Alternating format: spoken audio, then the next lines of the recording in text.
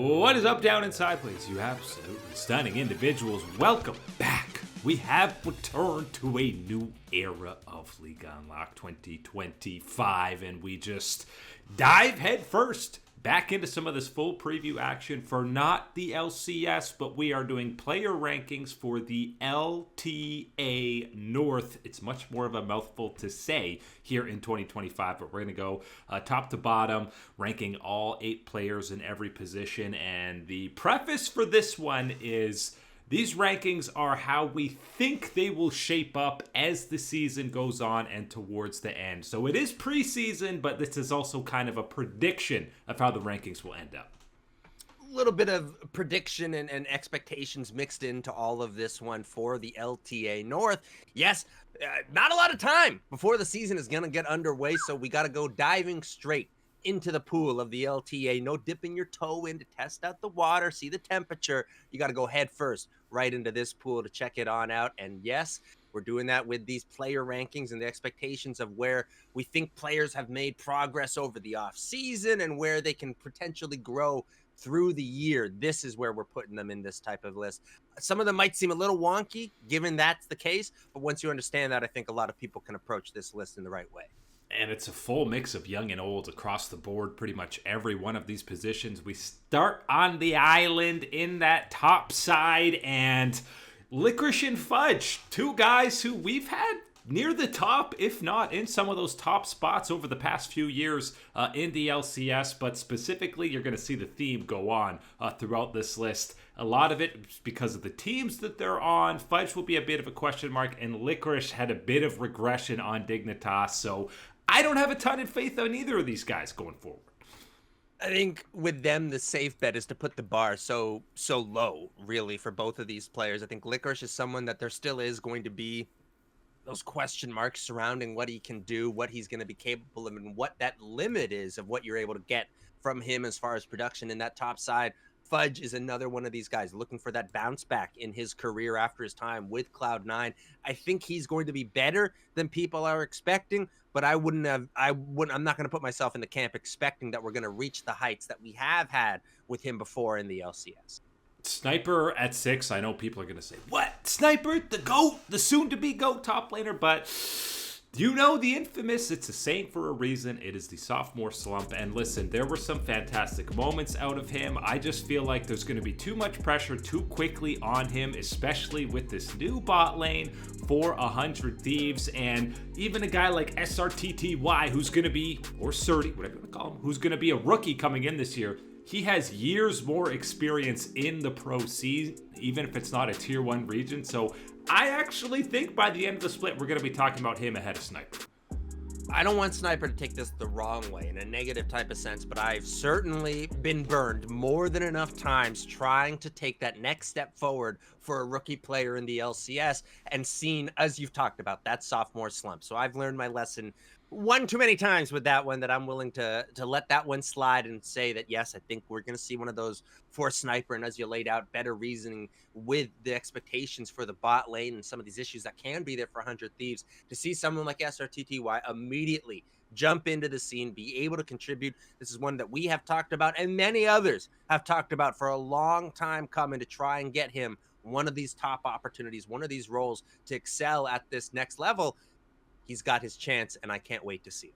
And again, on Sniper, this is a long career. This guy was the youngest player in the LCS. It's his first split. Even if he's having a down split or a down year, let the man develop. Let him grow. I'm certain still in after this year or another year, he's going to be a premier top laner in the region. Just be patient with the growth and development of this guy. I just feel like this 100 Thieves roster isn't it for him to really grow and thrive. But on this list, I think the top 3 is pretty obvious coming into this year, and having Thanatos in the top spot. Obviously, preseason rankings based on last split, you would not do it, but this new look Cloud9 roster, I'm expecting this dude to dominate the lane phase even more in 2025. Ooh, I'm excited for this one. This is the first one where, again, it's the opposite almost of Sniper, where you're betting on there being that sophomore slump. You're looking at Thanatos and you're betting on the conditions, the situation, and everything with this fresh turn the page to 2025 is going to be an explosion for him and what he can do and offer for Cloud9 in the LCS. I think it's important to check in on the two guys that he will leapfrog after, if our predictions are right and everything else, in Bwipo and Impact, the two expected and veteran options in that top side for the LCS. Bwipo, same thing as always, as we've seen coming into this one. I think the question mark is going to be about, what level of commitment he's got, what level of intense focus and commitment in that sense, given where, FlyQuest were prepared to maybe bring in Jojo Pyun in that top side, have him as a position coach. Got some question marks around that. Don't have any question marks about Impact returning for Team Liquid. This was statistically, by almost every metric, the best top laner in the LCS last year.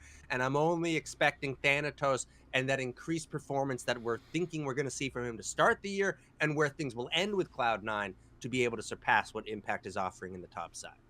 Rolling into jungle side of things, where, again, there's youth and veteran presence across. Obviously, Audi, one of the most iconic LATAM players that we've had any role in the history of the game. But again, we've seen him get exposed at times on the international stage. This isn't really international now in this matchup, but feel like some of these younger guys, both XU and Shaden, are guys we've seen in very limited auditions almost in that tier 1 region. But I think both of them, I'm excited to see them fully given the reins as that starter without having to worry about losing that spot. And even though Contracts was the lone bright spot at times last year for NRG, I feel like the youth movement's going to be in full swing here. And that's the tough thing, because I think for Contracts, he's in his position where I'm hoping and I'm expecting and wishful for a good year, a bounce back, a continued improvement, one where he solidifies himself as one of these good options in the LCS. The problem is, as you laid out, we've got that fresh talent. We've got XU stepping in and getting these opportunities where there is more breathing room. It is less stress than, some of these other, brief opportunities that they have had before at this LCS LTA type level. Now you've got one of these ones and you can see where you can run with it. And I think that's where a lot of people are excited about their potential. And you should be excited about the top 4 junglers here, because not only are they probably the top 4 from last year, but they're all on the same squads heading into the year. I think Umpty at the bottom is partially because he's not the featured guy on his squad compared to the other 3, because if River, Blabber, or Inspired are not at the forefront of controlling the game, their teams are losing. Yeah, and I think the difference is going to be about what type of role they need to play for their team, right? In the situation, what you need to do, what you need to carry, how much of a factor are you going to play into that? For someone like Umpty with Team Liquid, it's not necessarily the most essential part of the wheel that needs to be rolling for the car to keep moving. But you do want to say, if Team Liquid is taking that next step, one of the possibilities is getting more consistent contributions from Umpty in the jungle, setting up these power players on that Team Liquid team. That'd be something that I'm looking forward to and wanting to see from him in 2025. But again, the list gets even tougher as we start looking at these other ones. When you're talking about someone like Blabber at number 2 on this list, that would have been crazy all these years ago. But now it makes perfect sense when I tell you that number 1 is your boy Inspired for FlyQuest. Yeah, and he was clearly the best jungler across the entire calendar year. You're talking about in the LCS, and with the exact same starting 5 running it back for FlyQuest, no reason to think he's going to be dethroned. If anything, Team Liquid and FlyQuest should be even better with a full year under their belts with these rosters. The new era, 2025 for the mid lane, is 5 Korean players coming in to start mid lane. Then we got the 2 domestic guys in Palafox and APA, and obviously Abadaga returning. But NRG last year was such a disaster. It's hard for me to believe in Palafox bouncing back in any meaningful way. There is a slight glimmer of sunshine through the rain and thunderstorm and cyclones and every horrible weather that is in between Palafox and the success of the LCS. I still see that light. I'm still able to see that little You got really glimmer of good glasses, man. Holy moly. yeah, but I might be just delusional is the other thing when we're looking at this one. I still think there's a chance for him to get success and really prove a lot of the doubters wrong in this year, but I obviously realize a lot of it is stacked against him when you're looking at this in the mid lane, and then we get to, as you're talking about, 5 Koreans stacking on up in the LCS just the way we like it. And, to varying degrees, different storylines, a lot of them starting in the challenger scene coming over. Obviously, Kaini, we're very familiar with completely dismantling Quid in 100 Thieves, even though Quid's ahead of him. Fourth, probably a little low, considering this guy won MVP in spring. But him and Quad, I think, especially at Worlds, you saw Quad kind of step up to even another level ahead of what we were getting out of Quid. And I think that's the important thing to keep track of is both of these guys. For Quid, it is going to be, it's one of those ones where you said this guy's an MVP, all these things, but he does find himself at this spot because of that World's performance, because of disappearing in the biggest of moments for 100 Thieves, having bad performance, whatever you want to call it. It was not what you wanted from him and puts that sour note heading into this 2025. Whereas on the opposite side, Quad provided more firepower, more contributions, and more stability than you expected he would be able to give for FlyQuest at this event. That's why you're feeling hopeful heading into this 2025 season for what he can do.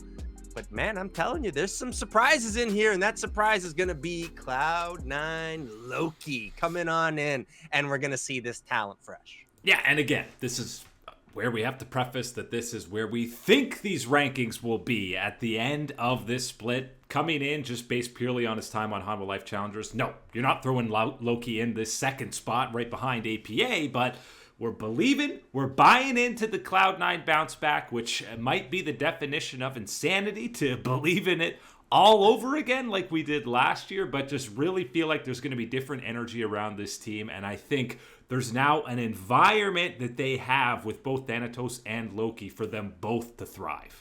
I think the real question mark and the thing that makes it interesting in this mid lane is truly going to be, what is that gap between Loki and APA? Again, APA, assuming he is at the very top of the mid lane in the LCS, what is that gap between him and what's next? Because again, there are, heck, throw Quid, throw Quad. There's lots of players still within this top area of the mid lane that can make that case for number 2 to climb up to it. I don't think any of them are going to be able to dethrone APA. So it's all about how close you can be to what he's contributing as the king of the mid lane of the LTA, excuse me. Wow.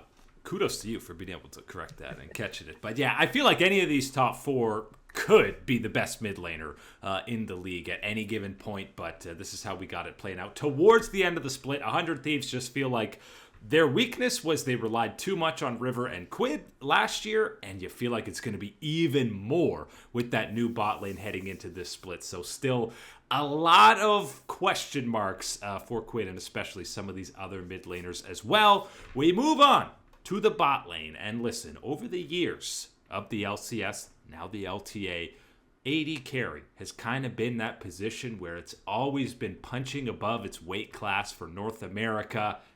It feels like in 2025, this is the weakest this role has been in a few years. It feels like, it's like college and you're having all these incredible mega athletes, homunculoids coming on through. And now we're bringing in the scrawny kid. We're bringing in the nerd this time around. For this one is what the ADC position looks like in the LTA. Yes, from the highs of Double Lift and Danny's performances, Berserker, everything we've had, we've now got a very thinned out group looking for someone to take that next step. Is where I'm going to provide this opportunity for these ADCs in the LTA to make that next move, to be a superstar, and that is where we start and look, because again, you're going to have to look pretty hard to find one of these guys as a superstar, and one of the ones that has been a star before looking to get to superstar level is going to be your boy FBI for 100 Thieves. Mega question marks around him in this opportunity, in this role, but there is no mistaking that this is a chance and an opportunity to get yourself right back into that top and that forefront of the conversation of ADCs in the LTA. Yeah, and obviously returning to 100 Thieves, which is kind of the team where he really cemented himself as a top 3 AD carry, but that's over 2 years ago now, and I don't think we've seen that level of FBI in a while. He's never really been the de facto carry of a squad. He kind of thrives in that secondary, even like third option on a team. So we remain worried about him, which is why we got a rookie in Scary Jerry in contention for best name in the league heading into this one. But this is a guy who's been around the challenger scene for a long time, and alongside SRTTY, someone we've been waiting to get that promotion for a long time, and I think he runs with it. Yeah, and I think the interesting thing about Scary Jerry is you're not necessarily, over the moon crazy about what you're seeing through the games, but when you look through the results, you're looking at the end of the day, what he's getting accomplished with that gameplay. That's what you're hyped about, because I think this is certainly a player that can step right into that LTA, that major main stage level, and get these contributions through and be someone that is involved and relied upon to do that. And that's one of the big things that we talked about last year, was someone that improved so much in Masu. That's what I think that we can see right out of the gates and be thrilled with Scary Jerry. And right ahead of him, B-Boy. I'm not feeling great about this Shopify roster. I think B-Boy is going to be the standout guy on it yet again. I think he's the highest ranking member that we have from that squad, but still a lot of question marks around him. Question marks around Sven. Can he return to an actual contender level now on a Cloud9 roster that has title aspirations? Because let's be honest, Dignitas can say they were expecting to get there, but Cloud9, the expectations are a whole lot higher. And I think without knowing too much behind the scenes, it was clear that Sven really was motivated and trying his very best to try and get something going. But, whether it was the combination of players, it never worked out for that Dignitas team at trying to salvage an end-of-the-year trip to World situation. The question is, do you get a refocused, revitalized, and re-energized Sven for Cloud9 now that he's back with this organization? Not in the same role, of course, but looking to go back to that ADC. Are we going to get some more of this OG Niels type of gameplay? I know it's been so long between then and there, and he has had so much growth on the Rift and off the Rift between then, so it's a very different player in Sven. Can we get some of those old memories back with him in that same position? At the very least on this list, you're feeling good about the top, and it's domestic NA talent, which is what we're used to for AD carries. But both Masu and Jan, I think with how well they performed at the World Championship, going into the sophomore year for Masu, both of these guys playing with the same support partners. I would be shocked if these weren't the two best performing AD carries throughout the year.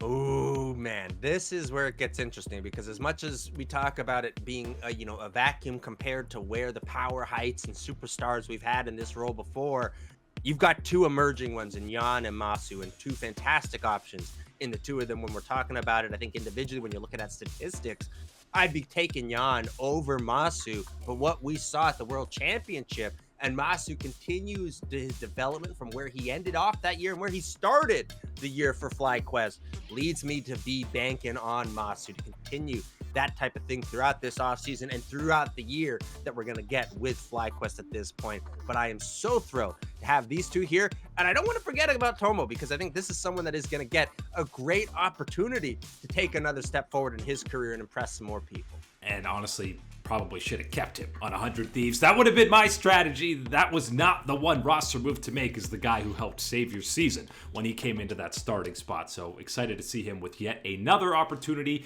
The buddies in the bot lane, when you're talking about supports, obviously we got two LATAM players, Leons and Seus coming over. Ayla, unfortunately, hanging out near the bottom of there. But the biggest expectations or hope on this list is obviously both Huhi and to a lesser extent Vulcan returning to form, because both of them had down years last year. I want to just quickly hit on Ayla, because there's no way that even he would be happy with what happened last year and how things played out. He's got to know that that improvement needs to be there this year, and everyone is expecting that one. Huhi and Vulcan is where this gets a little bit spicy, because again, if you're going off of last year's performance, you might say, what do you mean spicy? This is nothing. These guys were garbage last year. But that was last year, and you know that there is many other years of history where they aren't that level of garbage and that production quality and what you can get from them alongside their bot lane buddy and partner. But now it is a different story for both of them. I think they both need to get a good year to redeem themselves, reestablish themselves within the community of what type of power and what type of contributions they can offer to a pro team. And I think both of them, their new bot lane partners, are going to help them. Huhi being motivated with a rookie, having to kind of play that mentor role to a guy like Scary Jerry, and obviously Vulcan has that synergy with Sven. They've played together before, obviously get along. So the partners give both of these guys a boost. But truly, Busio and Core JJ are the only two guys probably on this list that I'm actually confident in. Yes, and I think Busio is one that's a little bit different than Core JJ because Busio went through a lot of growth, a lot of different experiences to go through last year, and we're expecting that combined with everything else within FlyQuest more time, offseason is going to continue that improvement, continue that trend heading into this year. Still got a little bit of catch up to your man, Captain America. Maybe not Captain Yapton America, but he is our boy, Core JJ, leading the charge for the supports. And I think Busio kind of gets lost in, the hype that Masu got, especially in the summer split and the growth from MSI. But it's a two-person party in that bot lane. And Busio's growth from spring to what we got at the end of the Euro was second probably only to Masu in the entire league. It's just the reality of playing ADC compared to support, right? You're always going to be looking at the big damage, the big excitement, the kills, everything else. But everybody that knows, they know it's all about the guy setting it up, helping you out, supporting you out. And that was a big part of Masu being able to take those next steps, being able to take the learnings, the lessons from that experience. It's a big part of it is also that your other guy, the guy beside you, is doing the exact same thing, keeping pace and keeping steps with you. Really excited for this next year for FlyQuest. I think we're banking on that one. We're banking on Cloud9 having their bounce back years. Really excited about what the LTA can offer because, again, there are some down spots within this list that you can all go through and pick out and whatever. But overall, I think that we're heading into a very exciting and hopeful year for the LTA.